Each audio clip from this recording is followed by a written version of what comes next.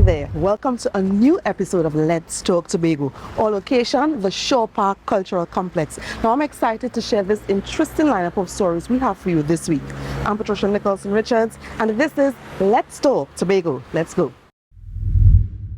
Trinidad and Tobago recently celebrated Indian Arrival Day, and we have some highlights from the Tobago celebrations.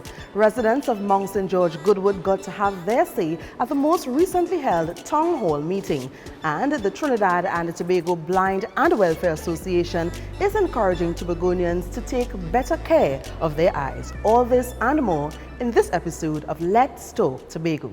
If praises, praises. This is Franz Job, the country boy, and you're watching Let's Talk Tobago. The Tobago Hindu Society recently held its annual Indian Arrival Day celebrations at Gulf City Mall, Lowlands, Tobago, and we have some highlights in this next story.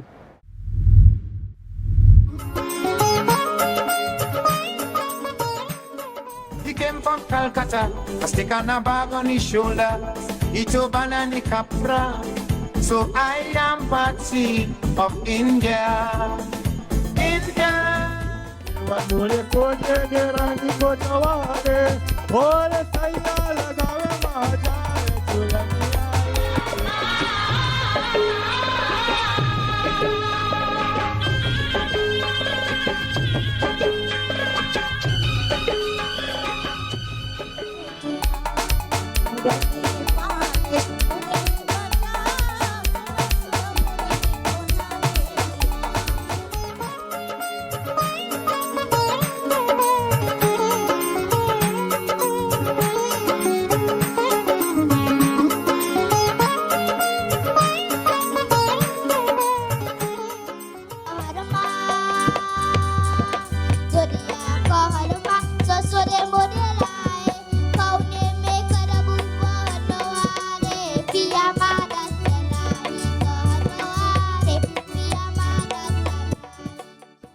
We must never lose sight of the sacrifices they made. In this regard, we must make every attempt to show them how much we value what they have done for our country and in fact, in extension for Tobago. When you reflect on the Singhs and you reflect on the BPATs and you reflect on persons like Miss Rena, and the list can go on, and think about the indelible contribution that our East Indian brothers and sisters have made to Tobago's development. Our country has reaped the benefit of an improved economy, an improved cultural expression, food and festivals, which have now become part of our own common cultural heritage, which every creed and race now freely enjoy.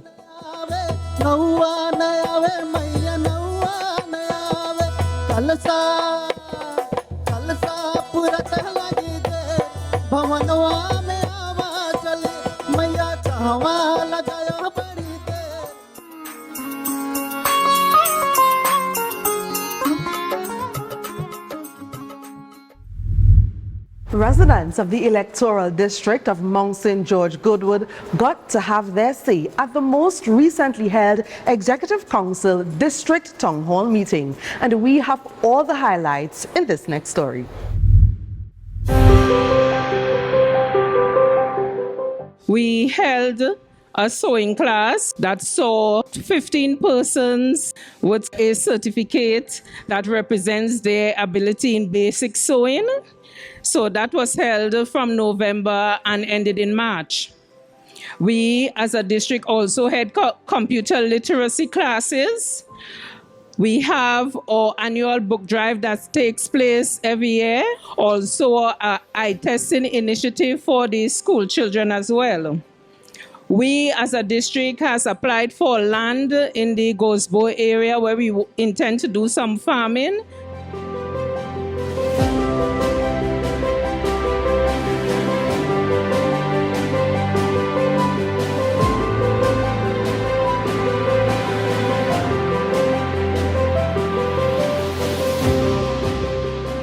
The cemetery There's supposed to be a public toilet there, but not even the dead will use that. Right. And this is a low-hanging fruit. The little shed that is there, if possible, give us the material, we can refurbish that thing and have it, usable. There was an RFP, request for proposal, that went out for the refurbishment of the facilities. So we're talking about toilet facilities and so forth a couple weeks ago for both the Argyle Cemetery and the Goodwood Cemetery. So at least for Argyle and for Goodwood, we would have refurbished facilities so that when we go to these funerals, we would have a dignified place that we could refresh ourselves and go to the washroom if needed. The Goodwood Pavilion will be completed. The THA will have to complete it ourselves. Unfortunately, I know many of you here think the pavilion is in the wrong place, but at this juncture, I think it's too late to move it. I think it will cost more to move it at this juncture. We have to finish the project and then find some more money and reroute the lighting to now match what's there. We want to know what's the development plan and how are we going to move forward as a constituency. If you could shed some light on that, I will greatly appreciate it. One of the initiatives were to have lands redistributed to persons who really are interested in farming. I know the resident requested the upgrade of the community center, of which I've made advocacy on the village behalf. They have also spoken about the tourism product in the area. So we wanted to do some kind of tourism development apart from the infrastructural work at Goodwood. Area Rep Morrison spoke a lot about the infrastructural works, the drainage, the retaining walls, fixing the roads, about the fires in the district and the families so affected. In this district, there are a couple other things on the horizon. She spoke about farming and looking at Goldsboro and doing sort of community cooperative type arrangement for farming. So that is something we're working on getting to you, the community, within this calendar year.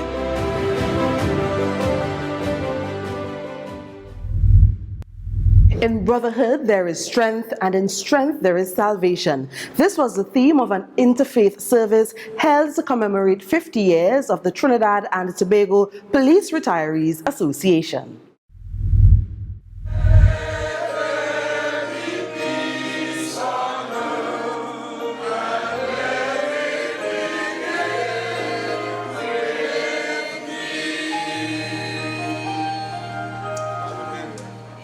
It was a special gathering of retired law enforcers who graciously endeavor to continue being their brother's keepers under the banner of the Police Retirees Association. What began 50 years ago as a grouping of retired police officers has now mushroomed into an association of almost 1,000 members. Our association was formed in September 1973 and can now boast of a modern office located at Besson Street, Port of Spain. Association President Brother Wellington Virgil says the TTPRA allows retired servicemen and women to maintain camaraderie in their twilight years, as well as benefiting from support services, despite being self-funded. We are able to provide financial assistance to our members, principally to defray the cost associated with accessing medical attention. In his tribute, Assemblyman Joel Sampson praised the old guards for keeping the nation safe and appealed for such service to be upheld. I think it's time that those that are serving us presently tap into those who have gone before us. Because back in the days, when you think about it, as a community, as a nation, persons could have gone to their beds, leaving their doors wide open, without the worry that we face today. And it had to be something that these persons that gone before us was doing right, that we can't seem to get right today. Other tributes from the current executive of the TTPS paid homage to their predecessors. I thank you on behalf of the Commissioner of Police and her executive for all that you have done in carving the landscape of Trinidad and Tobago. We who are still here in the organization will continue that fight, and by the grace of God, we will overcome. Thank you very much. God's blessings. The TTPRA's 50th anniversary was supported with prayer readings from the Baptist, Roman Catholic, Moravian, Anglican, Muslim, Seventh-day Adventist, Methodist, and Hindu faiths. I'm Ryan McCool for Let's Talk Tobago. Hi guys, we have to take a break right now, but more Let's Talk Tobago when we return. I'm Carol Warner and you are watching Let's Talk Tobago. Quite an interesting painting to look at, just like the many others here at the Shore Park Cultural Complex. But guys, hear this. Tobagonians are being encouraged to take better care of their eyes by the Trinidad and Tobago Blind Welfare Association. They'll tell you just how to do that in this next story. This walk through the streets of Scarborough is a public awareness initiative by the Trinidad and Tobago Blind Welfare Association. It's meant to sensitize the public about persons who are visually impaired. It's also a call to action for people to protect and care for their eyes, a notion that the association further promoted through its health fair at the Scarborough Esplanade. Love Your Eyes was chosen as a theme because we recognize and we want to promote and encourage persons to make eye health a priority, to love taking care of your eyes so as to avoid avoidable blindness. It is not just them speaking about sight, but they have included all of the other components of sight that affect your health. So we're talking about nutrition, because we all know that there's a direct link between, for example, diabetes and your sight. So talking about nutrition, the nutritionists are here, there are individuals here doing your blood pressure and cholesterol, and all of those things has the potential to affect your sight. So I am actually very thankful for them for coming up with this idea and to make it so all-inclusive.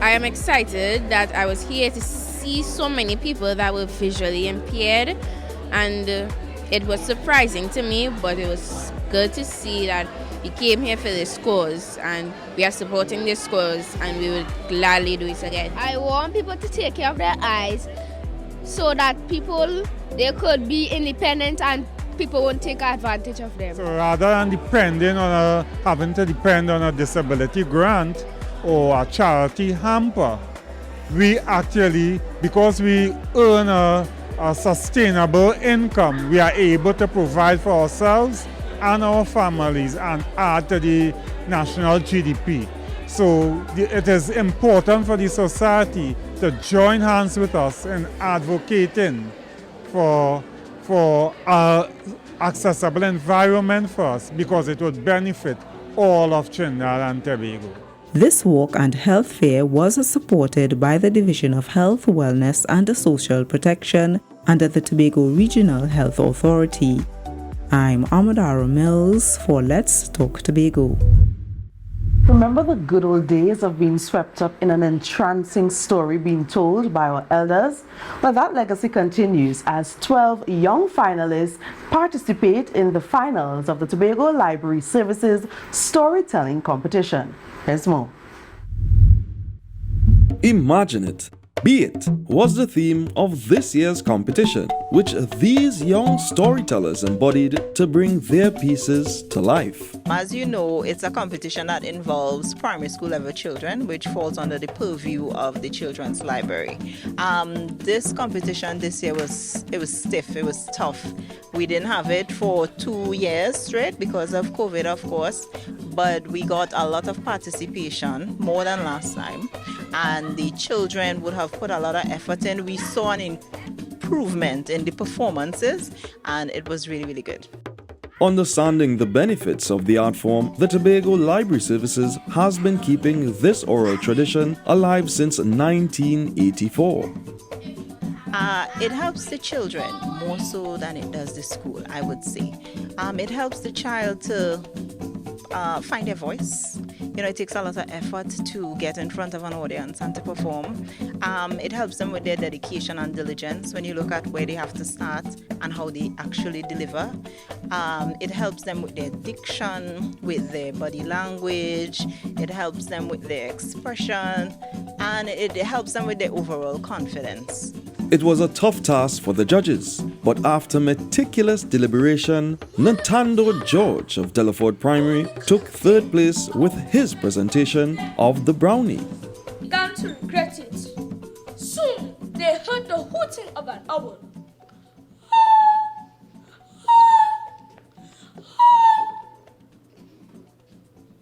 Using up all her courage, Betty stepped forward and said, Second place was Scarborough RC's Kalia Alfred performing Mama Lizzie. Show start. Time for Boopsy to come out. And Boopsy come out as a bodybuilder. If you say Boopsy. And towering above the competition was the humbly comported Alessandro Bab with his adaptation of Old Fletch by Paul Keynes Douglas. And jump on conquer him was like a miracle. Monkey man Maurice got from base to soprano like a jet. You think that was joke, lash? Yes, sir. The conqueror could have make people sing. And was no fooling wrong with Old Fletch. When he says stand, you stand. And sit, you sit. And if you catch your cooking, well, Lord have mercy. Hear him confound the basic chicks. Taking in his moment, Alessandro recounted his journey to the finals. After the preliminaries, my dad assisted me. He also sent the video to a very close family friend, which is Miss Kennetta Bob. And she said it would be a 7 out of 8. From there, we continued working tirelessly and hard to get it up to the perfect way. Directed by his teacher, Miss Michelle John, and tutor, Miss Patricia Denoon, Alessandro was grateful for the support of his parents and, of course, my school of Scarborough Methodist Primary School, which I can now declare is the best primary school in the entirety of Tobago. It does take a village to mind a child. It was in that way, just with the verse speaking. It took the whole entire school and even out of the school boundary. A retired teacher, which was Miss Denoon. Well done, young man, and congratulations to all contestants of this year's storytelling competition. For Let's Talk Tobago, I'm Ryan McCool. And that's a wrap, guys. We've come to the end of yet another episode of Let's Talk Tobago. Now, for more of our content, you can follow us on social media. You can also visit our website, www.tha.gov.tt. I'm Patricia Nicholson-Richards, and on behalf of all of us at the Department of Information, Office of the Chief Secretary, Tobago House of Assembly, thank you so much for viewing, and see you soon.